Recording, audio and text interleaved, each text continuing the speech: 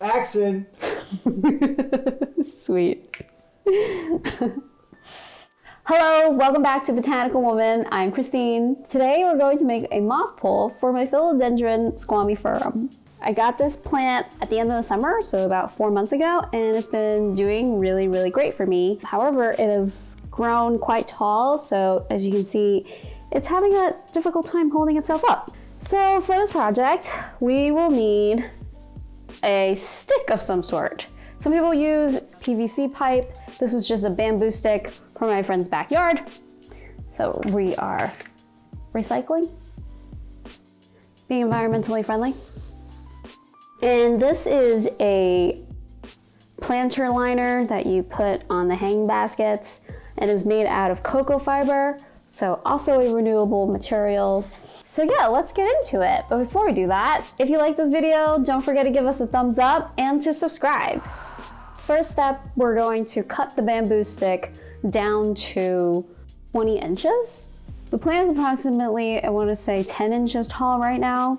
So I'm gonna give it an extra 10 inches to climb. I'm a little bit worried that it might outgrow it very quickly, but I'm also hoping to be able to wrap it around the pole and maybe like train it to go down the pole instead of keep going up, but that might be easier said than done. But I'm just gonna go with that, and then that way the plant can still live under the shelves behind me. Making a DIY moss pole gives you that flexibility to customize how tall you want it, versus, you know, just buying one. Coffee break, take one. All right, what we're gonna do now, we are going to flatten the cocoa liner. It is very easy to just rip it a little bit. I'm gonna move my coffee.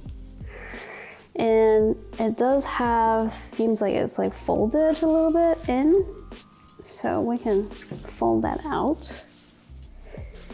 It's like wrestling with it.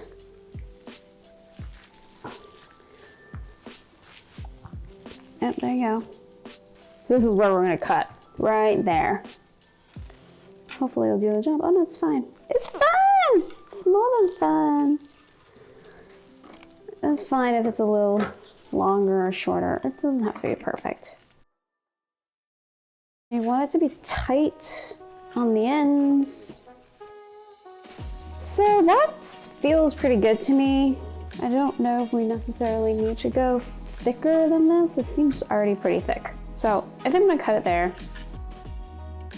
I'm pretty sure this is a perfect straight line. Oh yeah, look at that.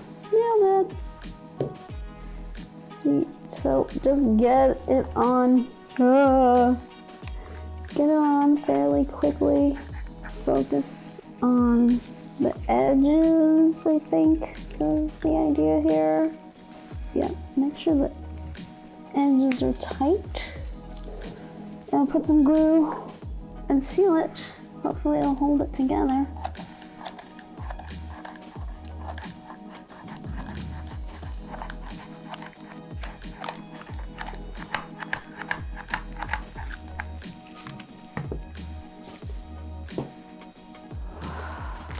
So I just thought of using these zip ties to help me close the top and maybe the bottom. So we're gonna try that. I'm gonna use these long ones, which have come in really handy.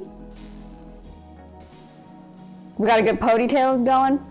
So I'm gonna put another zip tie at the bottom to help keep things tight down there. It doesn't really matter, honestly, but I'm having fun with it, so why not? There we go. And we can leave it at that if you like. We can obviously, you know, reinforce it a bit with some twine. So just twist it around.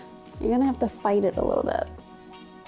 It's probably a good idea to cut it at this point so you can tie knots as you're going. So I'm just gonna loop it around. Try to pull tight and then go around maybe a couple of times and then tie another knot, and I think I'll call it a day.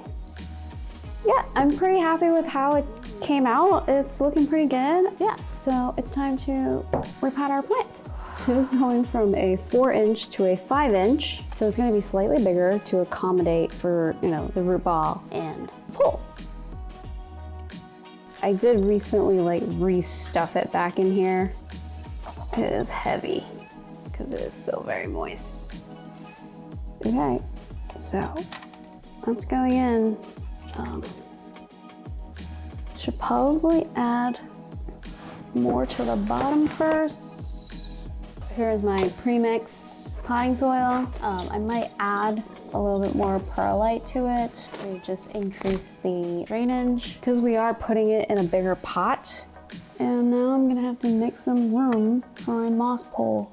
We're gonna insert the moss pole, make sure it hits all the way to the bottom of your pot, but not blocking the drainage hole. And I think this looks good. And it'll be nice to, you know, because it wants to go that way right now a little bit. So I'm definitely gonna tie it so that it goes on more straight. Okay. 1 zip tie. I'm gonna spoil myself to 1 zip tie. You don't want it to choke the plant too much. So just a little bit. Yeah, perfect. I think it looks good. Yeah, so just pot it up now. This is my own special mix. I did a video on it, so if you want to know what I put in it, go watch that video. So I just put 2 handfuls of perlite because I want to make sure that I'm increasing the drainage. I'm going to add a little bit of charcoal to increase the drainage further.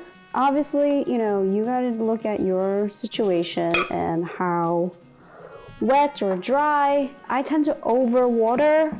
So for me, it's better to have a more draining medium. So we're just gonna put that right in. Make sure when you do it, you know, you're gonna try to center everything and not let it like drop over. You don't want like the Leaning Tower of Pisa. It's been working okay for me. I think, you know, I'm still learning and adjusting to it. This winter has been, you know, our first, so it's been hard knowing when to exactly draw back on watering. Has been a challenge. Hopefully we're getting there. What are your secrets getting through the winter with your plants? Like, I feel like what happened with me was I overwatered. I was like, oh, I still have grow lights going, you know, it can't be that bad. Just kind of underestimating what the Seattle sun can actually provide. I'm just pressing it in with my finger because you want, you know, a nice foundation for it. So I think that turned out really, really nice. I don't know, much more into it than I thought. I don't know what it was, but doesn't matter. I'm really happy that I chose to use the zip tie to hold the plant to the pole. That was super easy compared to like just using twine because you only have 1 pair of hands.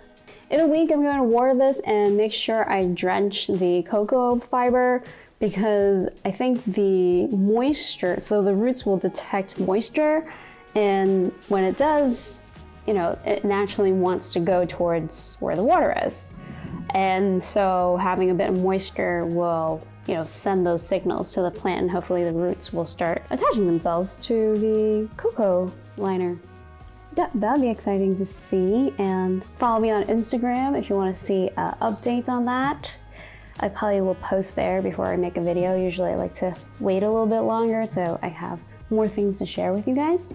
I'm super happy with it. The zip ties came in really handy, so I highly recommend those. And using the cocoa liner, it's such an easy way to make a moss pole. Tell me what you guys think in the comments below. I would love to hear from you. And if you like this video, please give us a thumbs up and subscribe if you haven't. I would love to continue sharing my plant stories with you. And until next time, happy growing. Ooh, be careful.